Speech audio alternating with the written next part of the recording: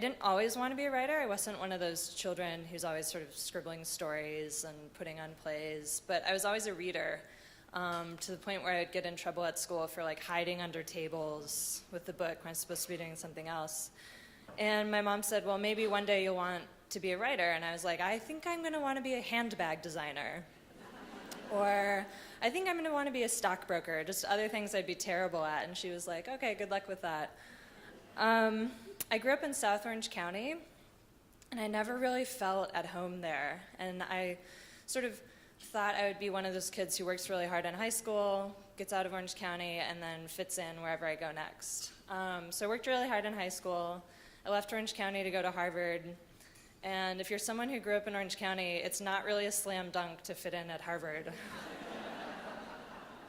And I got there, and there are all these kids who knew each other from boarding school, and they're all wearing pants with like little whales and like bow ties on 18-year-olds and needlepoint belts, and I just sort of thought, like, what does this all mean? I felt sort of illiterate in this culture I was suddenly dropped into. And maybe it was partly because of that I decided I would major in anthropology.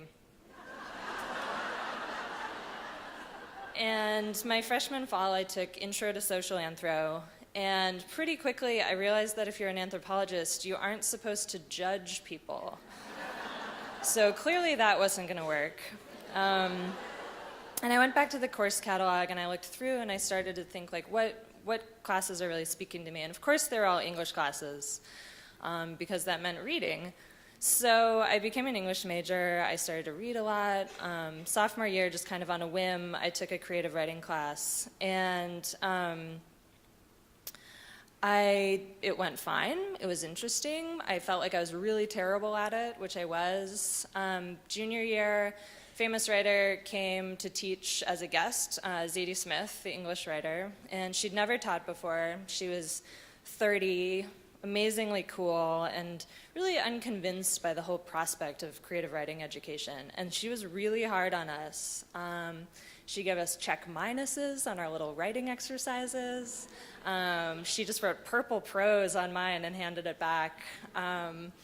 And for some people this was really discouraging, but I found it inspiring in a way. It sort of drove home that this is hard, that's part of what makes it worthwhile. And she's said elsewhere that for her, being a writer involves always being a little bit sad, because nothing she writes is ever what she wants it to be. And that was a really crucial lesson for me as well, starting just at that very early stage, that the goal was to keep my ego out of it and to be rigorous with myself, to make everything as good as it could be, even if that was hard. And then at the end of the day, to make peace with imperfection, because nothing's ever perfect. There's no perfect book.